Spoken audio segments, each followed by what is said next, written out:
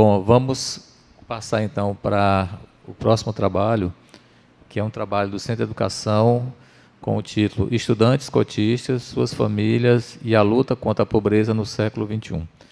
Eu sou Rodrigo Celestino, aluno egresso da UFPE, cursei licenciatura em Ciências Biológicas e vou explanar aqui para vocês o impacto desse projeto, tanto na vida dos docentes, técnicos e a comunidade da UFPE, como nos próprios cotistas, alunos de pedagogia e de licenciaturas diversas que participaram do projeto e que, direta e indiretamente, são beneficiados.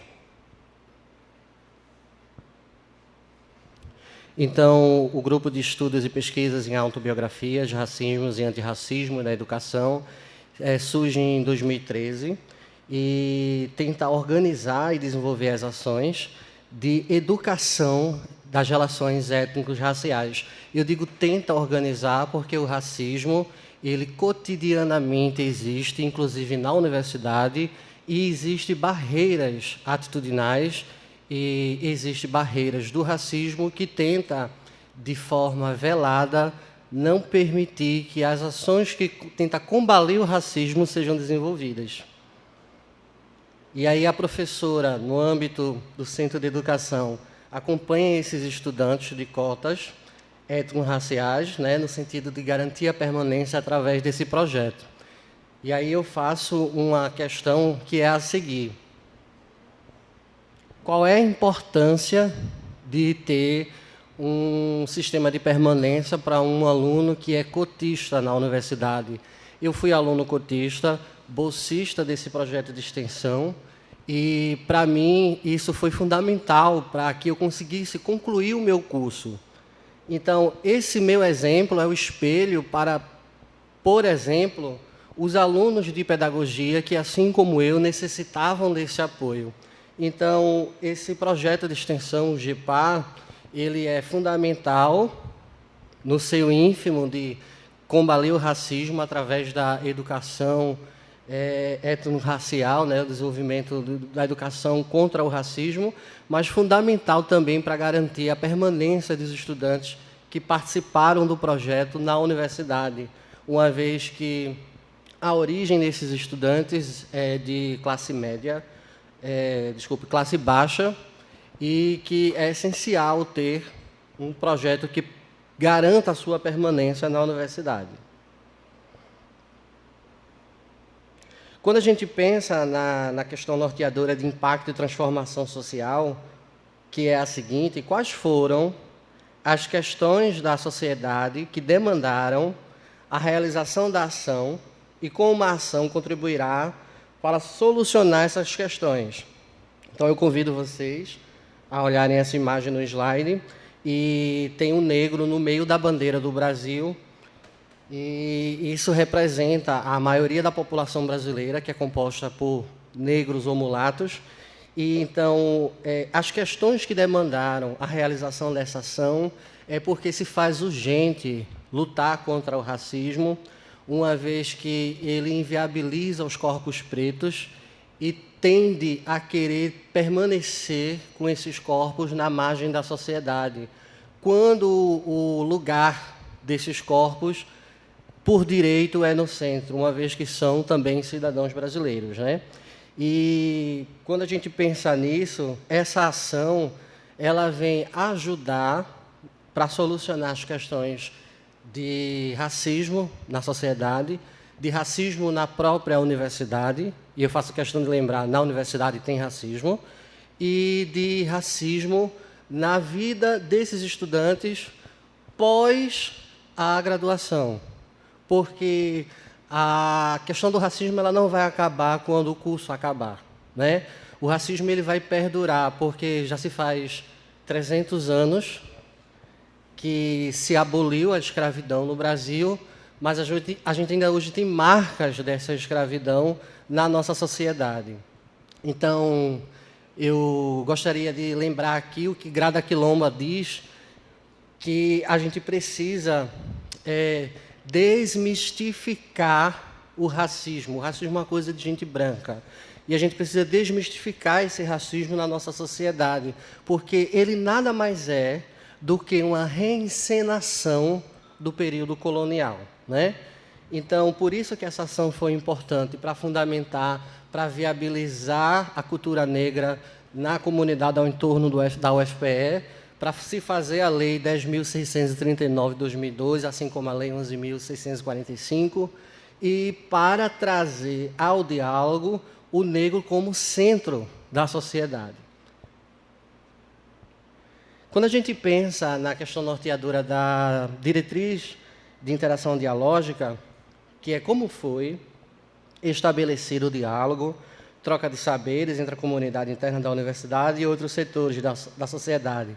Convido vocês para observarem essa foto, então vocês vão ver que essa extensão ela está com a comunidade, então participando não só na universidade, dialogando com feiras, dialogando com projetos outros, porque é isso, porque não faz sentido a extensão chegar só à comunidade acadêmica, já que a gente tem aquela tríade ensino, pesquisa e extensão, ela tem que ser feita com e para a comunidade, especialmente a comunidade que vai ser atendida, que é o público-alvo, que são os estudantes negros, a comunidade em geral, porque a gente precisa ensinar a educação étnico-racial para a comunidade, para que eles saibam reagir quando de frente ao racismo.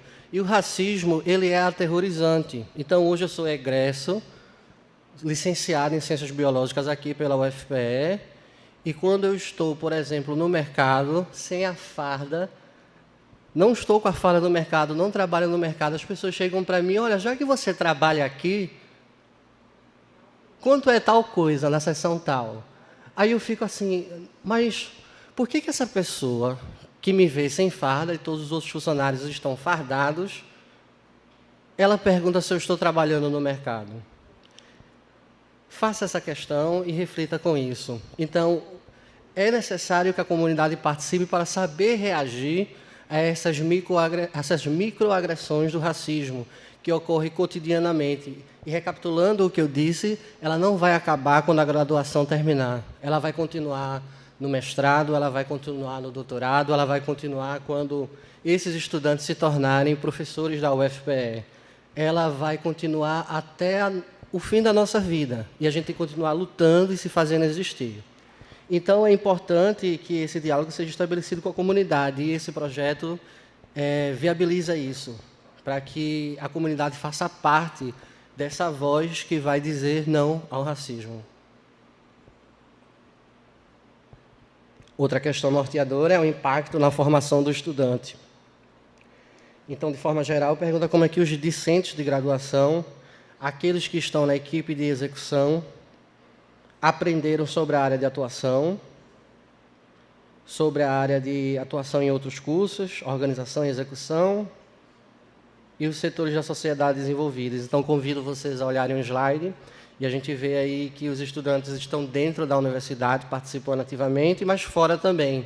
Então, na imagem à esquerda, vocês podem perceber um desfile de moda afro, que foi realizado no Palácio de Iemanjá, em Olinda, e que a gente tenta encontrar esses estudantes na cultura negra que está em qualquer lugar, que não está só na universidade. Então, o impacto na formação do estudante é que ele vai levar para a sua profissão uma educação das relações étnico-raciais fundamental, que vai viabilizar que ele seja um profissional capacitado para reconhecer as situações de racismo e combatê-la, né? Então, eu queria poder dizer a você que um exemplo que eu vou citar aqui, no futuro, não tivesse mais ocorrido, ou que fosse desatualizado, ou eu citasse um exemplo de anos atrás que não ocorreu, mas eu não consigo. Quando eu parei para pensar num exemplo de racismo na sociedade, recentemente, né, agora aqui na atualidade, a gente teve um episódio em que uma mulher preta, ela chega num estabelecimento e a dona diz assim, eu não quero essas neguices aqui. Então, na formação do estudante, esse projeto impactou dessa forma, de saber que o racismo ele existe e que ele pode compor na sua formação a resposta para, por exemplo, os episódios cotidianos do racismo que acontecem cotidianamente com o racismo na sociedade, desde as neguices em Copacabana, numa loja, até um olhar de desdenha de um professor dentro da universidade na aula, porque isso acontece, tá? Não é porque é a universidade que não tem racismo, o racismo está em todo lugar. Então, já para concluir, a gente tem essa socialidade entre ensino, extensão e pesquisa. Então, esses dados são levantados, são fundamentados em congressos, e esses dados estão na literatura científica. Então, se vocês olharem os anais do COPENE ou de outros congressos de referência, como o CONEDU, Congresso Nacional da Educação, saberão que toda a atividade que foi desenvolvida, ela está entrelaçada nessa tríade de ensino, pesquisa e extensão, e esse desenvolvimento ocorre e é transformado em pesquisa, mas também na extensão, na prática da extensão na universidade e no ensino propriamente dito, porque a gente vai discutir as relações étnico-raciais, seja na pedagogia ou na licenciatura diversas. Uma última questão, sei que meu tempo já está excedido, quanto à questão da interprofissionalidade, que esses graduandos vão sair, certo? Melhores profissionais do que se não tivesse conhecido esse projeto que tenta aí combater o racismo. E, de novo, eu vou encerrar minha fala dizendo tenta, porque o racismo ele persiste e a gente tem que resistir. Eu estar aqui enquanto estudante e a professora não, já é uma resistência. Não é porque ela não queria vir, é porque é importante ocupar o lugar de fala, de dizer assim, um estudante egresso da UFPE, negro e que participou do projeto, falar como a representatividade do projeto. Muito obrigado. Para terminar, eu encerro com uma citação de Bell Hooks, que diz: ser oprimido significa a ausência de escolhas. Hoje eu estou escolhendo não ser oprimido. Muito obrigado. Parabéns pela apresentação. Eu ia falar justamente o que Flávia falou, assim, antes de iniciar a minha provocação, como é importante para a gente estar sendo revigorante, né? A gente está aqui nesse olho no olho, ouvindo, né, as boas experiências em extensão, né? A gente está sempre em contato com extensionistas, mas mesmo assim, né, a gente ouviu o relato dos projetos acontecendo, está sendo bem importante para nós como equipe também. Eu vou fazer uma provocação bem rápida, porque eu acredito que tenha outras perguntas, né, para os apresentadores. Parabenizar pela presença aqui hoje, pelo trabalho realizado. Ficamos muito felizes com a presença dos discentes também, que puderam vir e apresentar de forma bem protagonista. Então, a provocação que eu quero fazer é: a gente está num contexto em que a extensão está sendo reconhecida, reiterada, na verdade, como importante para a formação universitária. Então, eu queria convidar os apresentadores a falar de forma bem livre o que, para vocês, foi o maior aprendizado para a universidade. E aí eu vou chamar a atenção para que essa pergunta ela perpassa todas as diretrizes. O que se aprendeu sobre a comunidade que vocês trabalharam, né, e que estiveram atuando? O que se aprendeu na relação com outros profissionais, com pessoas de outras áreas? O que se aprendeu no diálogo com a comunidade? Aí eu queria que, de forma bem livre, cada um destacasse qual foi o maior aprendizado para a equipe e para a universidade como um todo. E aí eu convido agora para outras perguntas, ou eles iniciam e... Enquanto eles estão, o pessoal vai se organizando para já ficar mais próximo, que vai fazer pergunta. É logo fazer, para ter duas perguntas logo. Pode ser? Então faço, depois a gente abre mais outros blocos. O pessoal que está acompanhando também pelo YouTube, se quiserem colocar as perguntas, eu vou estar olhando lá para comunicar ao grupo. Primeiro, eu quero parabenizar, eu sou Juliana, técnica em assuntos educacionais do Pedagógico, parabenizar todos vocês, as propostas super interessantes, e principalmente nesse momento, né, como a Rafa falou, de trazer a extensão para um outro patamar, né? Isso aí já vem sendo discutido desde 88, né? A indissociabilidade, como foi bem falado, e agora colocar em prática. Aí eu queria fazer uma pergunta a vocês. O que vocês diriam para professores que só estão acostumados a fazer pesquisa? Que experiência vocês querem colocar para esses professores? É isso. Obrigada. Bom, eu gosto de fazer uma reflexão da seguinte forma.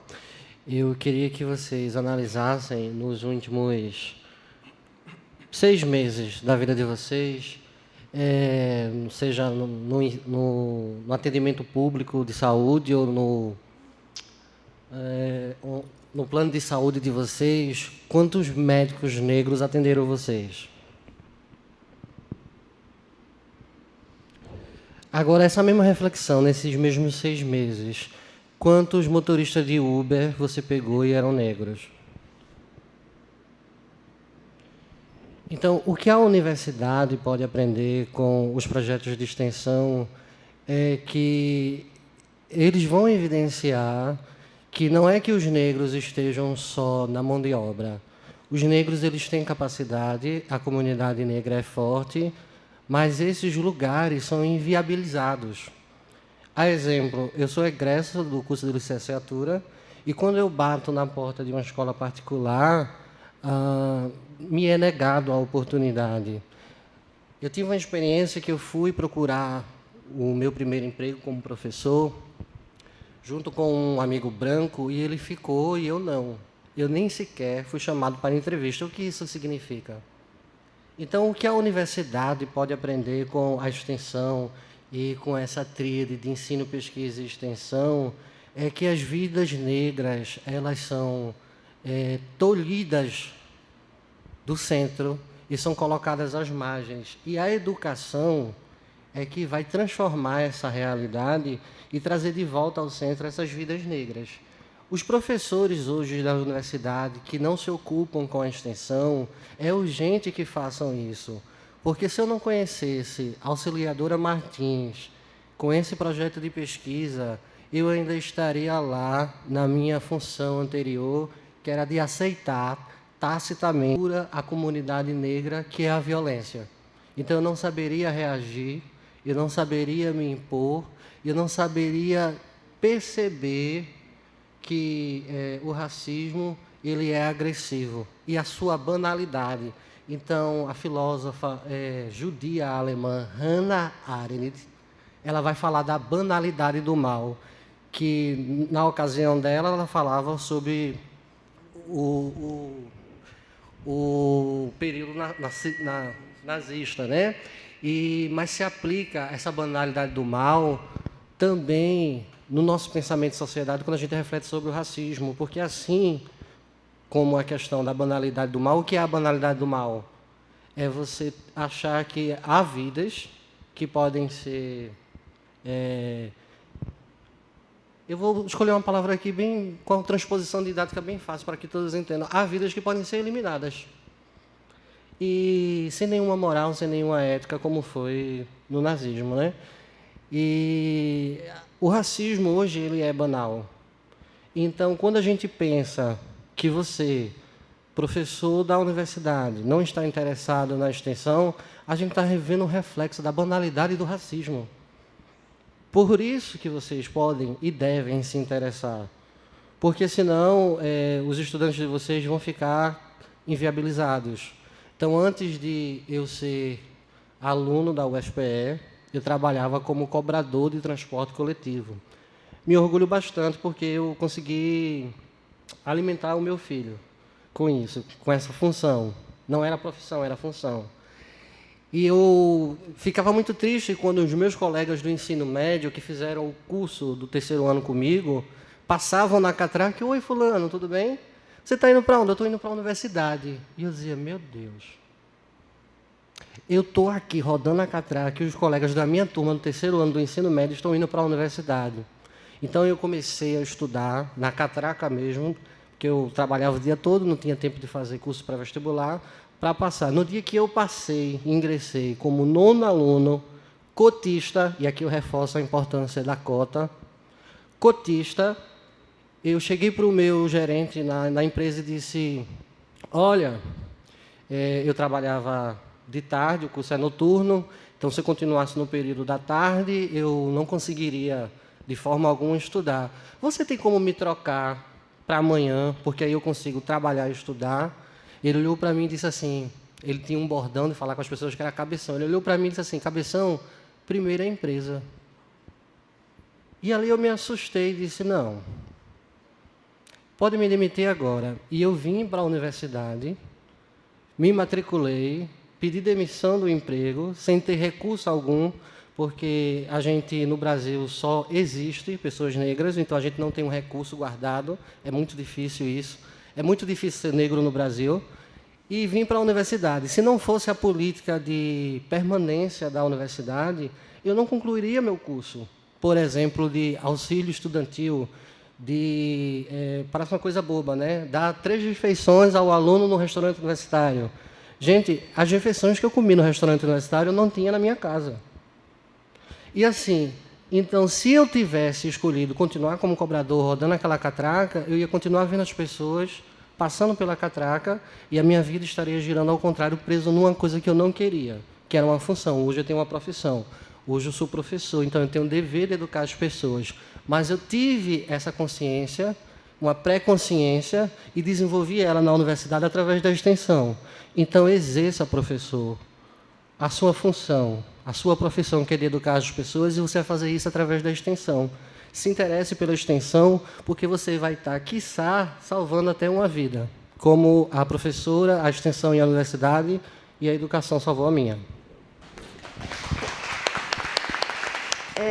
Eu gostaria só de finalizar, né, dizendo que a extensão ela muda vidas, mas ela muda principalmente as nossas vidas, né, de professores, de alunos, talvez até muito mais do que a vida da comunidade. Então, realmente é algo que é ativo, é proativo quando a gente participa de extensão. Então, obrigada. O projeto ele continua impactando as pessoas, mesmo remotamente, quando na ocasião da Covid, e esse impacto ele se desenvolveu em várias esferas. Então, por exemplo, a professora auxiliadora, que trabalha com a perspectiva da autobiografia e africanidades na educação, ela desenvolveu atividades desde o ponto cultural ao pensar a educação étnico-racial na comunidade, na universidade, e através das redes sociais nós conseguimos continuar impactando. Então, por exemplo, desenvolveu-se atividades que antes eram presenciais através de transmissão ao vivo, através das redes sociais com publicações, porque a gente precisava se fazer existir, para que as pessoas soubessem que a gente estava ali. Porque quando o corpo negro ele fica calado, as pessoas que são preconceituosas, elas acham que eles foram invisibilizados quando estão vivos. Então, a professora teve sempre essa preocupação. Então, por exemplo, o seminário internacional continuou sendo desenvolvido, festival de música, Gerpawood, que é um festival de cinema negro, e outras ações que antes se fazia presencial, conseguiu-se alcançar remotamente, virtualmente, porque o público-alvo também está na internet. O público-alvo também está nas redes sociais. E isso é fundamental, e isso é importante. Então, eu acho que esse impacto social ele é possível remotamente, como está acontecendo agora de forma híbrida aqui, e ele é possível presencialmente. Mas eu acho que ele é fundamental que seja possível sempre, não importa como.